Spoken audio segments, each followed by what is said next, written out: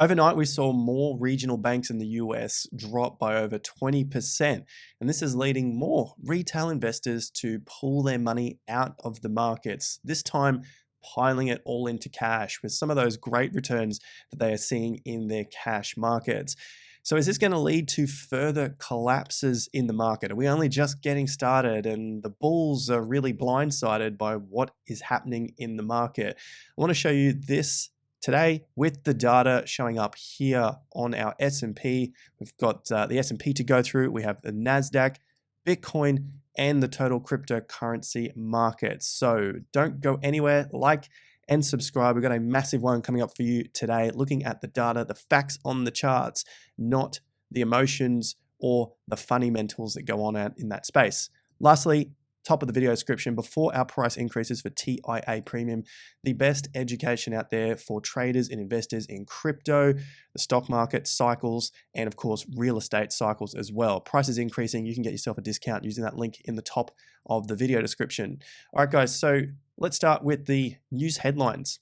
There have been reactions just recently with the US regional banks falling after the First Republic Bank failure has also gone down as well. So this is shaking up the fears in the market, and we don't expect this to end anytime soon. However, the markets are showing us something quite different. The regional bank stocks are plunging, with multiple stocks down 20+% in a matter of minutes. So this is just out recently. Bank West down 29%. Western Alliance Bank down 25%, Metropolitan Bank down 24%. And as the post here talks about, they're saying buckle up for worse things to come.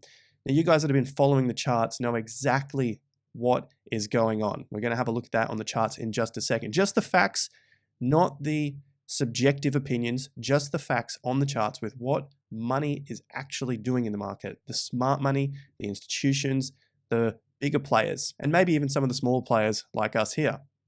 So retail investors have been shoving their money into cash. And this is a pretty good indicator of what is to come next. We can see here retail money market assets year over year change are at new highs. So we haven't seen these highs since the late 80s, early 90s, going all the way back here on the chart.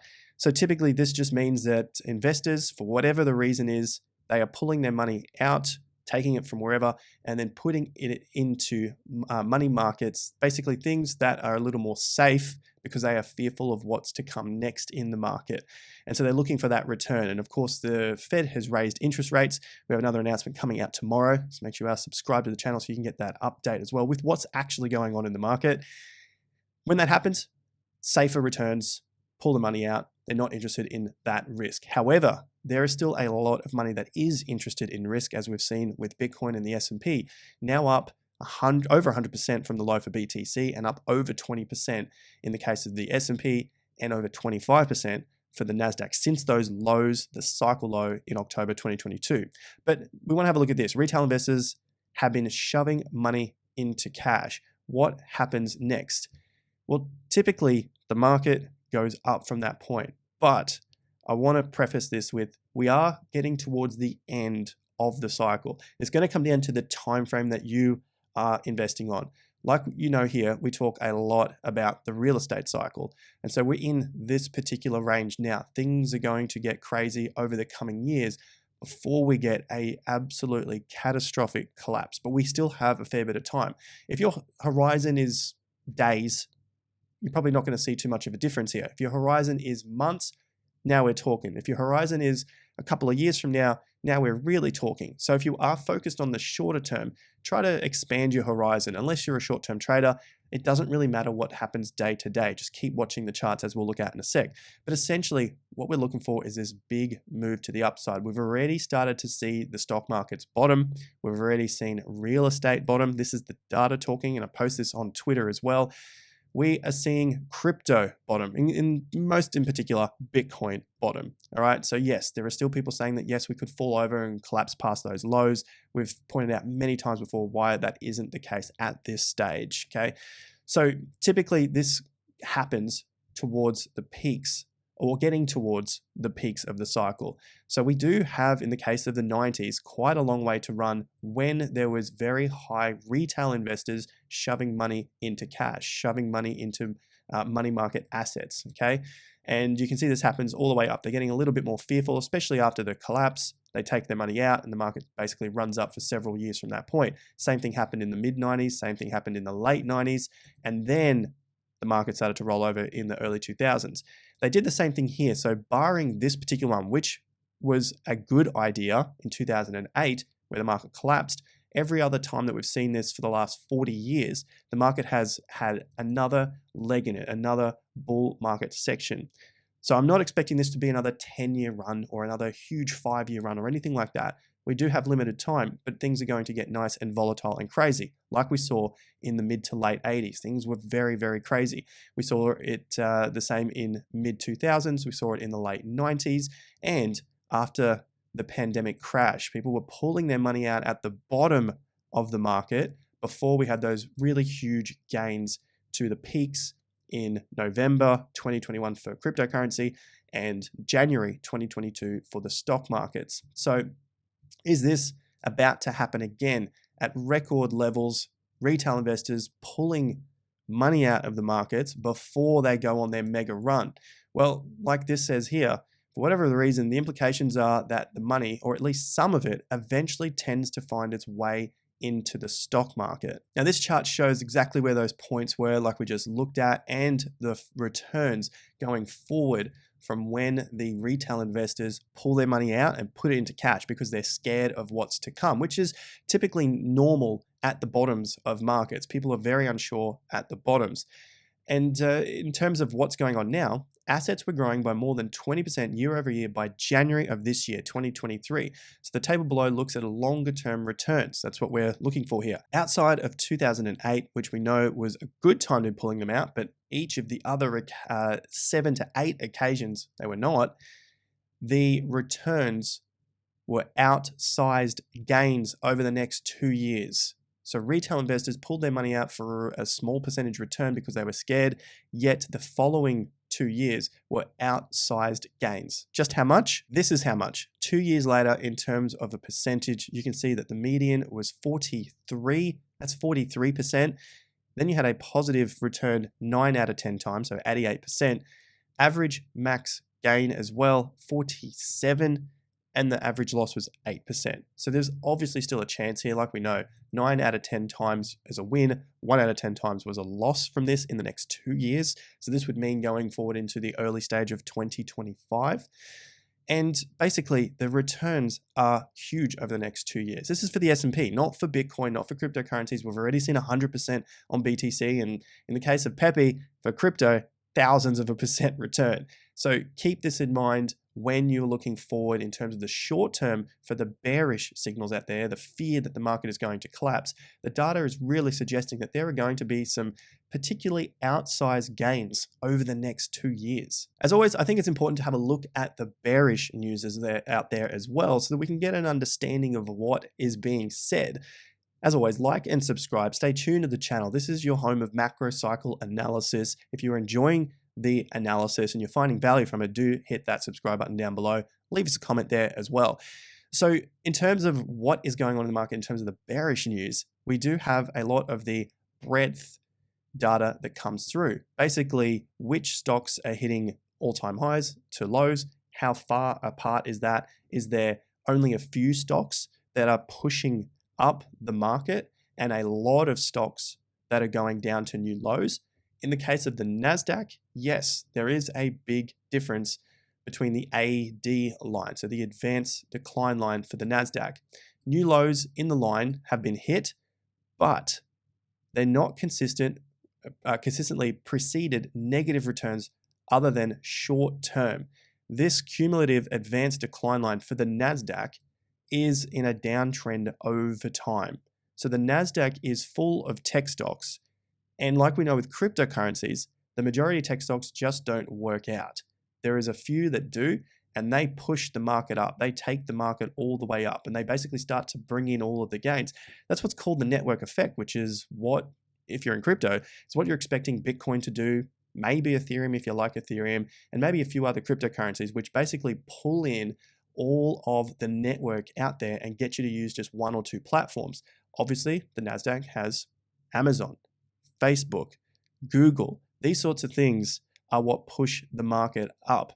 And the majority of people just go towards one. Most of us just use Google. Most of us just use Amazon. There are alternatives out there, but the majority of us stay on those.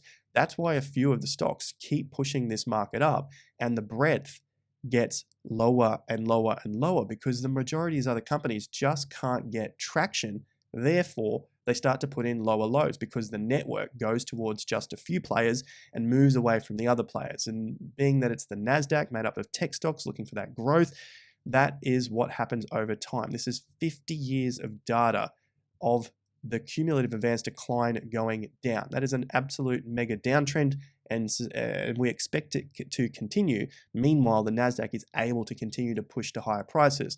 So this is getting the idea around the bearish news that's out there, this whole breadth thing. If you have been aware of it, maybe you haven't, but to explain it, the majority of the gains go towards the few in the tech space. While retail investors are fleeing the markets, going into cash assets, things that are safer, looking for those higher returns, we have many major points that we've been looking at on the channel for months now, since those lows in October of 2022 for the S&P, for the Nasdaq, and November for Bitcoin. So these are the things that we've brought up many times before on the channel, but it's a nice summary here from a tweet from Seth, which is brought to us from Fund Strats Tom Lee. It's just a nice way to put them all together, the same things that we've been looking at on the channel. But just as a reminder, inflation peaked June 2022. So this looks like things are potentially coming down. But nonetheless, even if it doesn't, the markets are showing that the price is going up. And at the end of the day, that's what we can trade. We can trade the price going up or down. Number two, high yield spreads peaked. That was July 2022. So the rationale here is typically when high yield bond spread peaks lead equity bottoms. So they peak and the bottoms come in.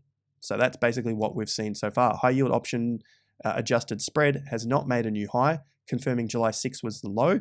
And then we saw the low for the equities, the bottom there, in October. So the high yield led the bottom for the equities. Number three, rule of first 5 days. And we looked at this in January. There was a lot of major indicators coming out in January after that bottom in December, the higher low. So since 1950, when those first 5 trading day gains were more than 1.7%, 7 out of 7 times the market was higher. So we looked at this early on in January as well. There was also one that came out for the month of January, if January was higher as well. But I'll leave that for another video. But essentially, this has shown 100% hit. We don't always want the 100% hits, but 100% hit when those first 5 trading days were up. It's a positive sign for the market for 2023. 2 consecutive quarter gains. We've now had that in a row. So essentially, it's just saying that once we get that, we get higher prices throughout the following year. More than 15 weeks above the 200-week moving average. We've now had that since 1950, 12 instances, and never a single instance markets made a new low, referencing that the fact that the stock market has now traded above its 52-week moving average for about 6 months. And the last one here, investor sentiment is overly bearish. This was back in January. We were talking about this at the lows, October, November, December, and January. The difference then was that there was a lot more bears in the house than there is now. More people are starting to switch to that bullish side, granted, and we will get some corrections, but this is what was going on back then, what we were talking about on the channel as well. So some of the things that we have coming up this week are the federal funds rate. They're looking for a 0.25% rate hike. And this is going to take all the noise and the news and the narrative away for at least the next couple of days. But don't forget these things that we have gone through here. That's 6 points and the April data that we looked at in yesterday's video. So nonetheless, should we get the extra 0.25% rate hike, volatility in the short term, nonetheless, the markets are doing what the markets do. Overnight, they were down 1.1%. But remember what we look at. Here is the low. Here is the December low. Here is the March low, the banking crisis low. Here is the recent low in April. And possibly, let's see what happens, but we may have just seen another higher low on a shorter term time frame as we try to break 4,200 once and for all in this cycle. Nonetheless, if we don't, then we can still look to the downside here around 4,080 points, 4,060 points, and then the 50% level at now 4,020 points. So plenty of support to the downside here. Maybe we just need to buy a little more time while we wait for some of these news announcements to get passed, and then we start that charge back to higher prices. So keep that in mind if you are in the markets or looking to get into the markets. Keep an eye on where the lows are coming in on the chart. Remember, the majority of macro analysts, maybe they're in really high positions in billion-dollar hedge funds or multi-million-dollar hedge funds. Majority of them, for some reason or another, just don't look at a chart and look at where those lows are coming in, or pay attention to some of these extreme news events, which after that point, the market's pushed higher. From this banking crisis low, the market was 8% away from the resistance level. Fast forward a month and a half from that date, nearly 2 months, and we are now less than 2% from the resistance level. Same deal goes back to the October low, the cycle low, the bear market low of 2022. The market had a really strong bounce out of that October low and was 14.4% away from that low. And on each of the occasions, continued to get higher and higher. The same sort of thing has happened for the Nasdaq. From the low, we are now up 27%. We just put in a new fresh high for 2023. To the downside, each of these moves are getting less and less. Granted, yes, this could drop a little bit further, but these are the moves that you want to measure, the longer term moves here. And this was the banking crisis dip here of 5.4%. Pretty crazy that these have not been taken out yet, but still haven't been taken out when more banks have collapsed. And we're getting awfully close to that next resistance level of 13,600 for the Nasdaq. As for BTC, overnight, we just looked at the US regional banks collapsing and Bitcoin decided to go up 2.1%. It is above our 28,400 level, which is a key support level, but it remains underneath the $29,000 level, which is the 50% level here. So while it remains in this zone, it's a bit of a no man's land. We're waiting to see whether the market decides to break down from 27 and 26.5, or if it decides to push above 29. 29 is the key area for the bulls at the moment. And to the downside, the bears must break 26.5 in order to get anywhere back to 25 or 24K. So while we remain here, this is basically a no man's land, but it's at least good for the bulls while it holds here between these two key resistance levels. As for the total cryptocurrency market, well, it's still just hanging out above the previous resistance levels, which were previously support back in the bull market of 2021. That was that collapse into May, June. And then it came back as resistance in August of 2022. So this market remains just on that level. It is back in the trading zone of the previous high. However, it's just above that level. So just like Bitcoin, the rest of the cryptocurrency market cap is in a bit of a no man's land, probably because we're waiting to see what happens with some of these news announcements. Nonetheless, the trend is up. Higher and higher and higher lows are forming. So can the markets fall? Yes, but the big question is, do they break key support levels? I do think there has to be some sort of pullback. That's just a normal market correction, but I don't think they're going to break key support levels. These were the levels that we had on the chart from a long time ago, looking at final capitulation zones, worst case capitulation, wicks okay, worst case here. And we only made it into the final capitulation zone. So it's a good sign that we've seen the markets push up. This is a total cryptocurrency market cap. I don't expect them to come back now and break the key banking crisis low. That was that March date, or the FTX collapse and then accumulation breakout zone. So I think these two zones are reasonably safe now for the total cryptocurrency market cap. Like and subscribe. Links in the top of the video description where you can learn more about macro cycle analysis with TIA Premium before the price increases with a discount. It's a long sentence there, but you get the gist. Top of the video description. And if you want to get some free USDT with ByBit and Bitget, no trading required, use these links in the video description.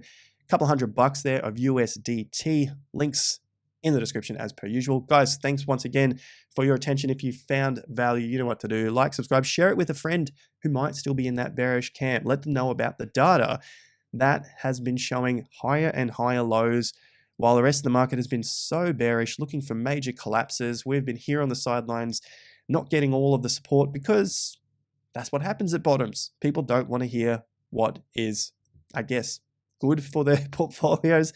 They just want to hear what they want to hear. and they want you to repeat those same things. So really appreciate you guys being here, especially towards the end of the video. Let me know in the comment section if you still made it by giving me a nice thumbs up emoji. Nice and simple today. Have a look at the comments down there. I'll be back again with a new video. Until then, take care. Peace out.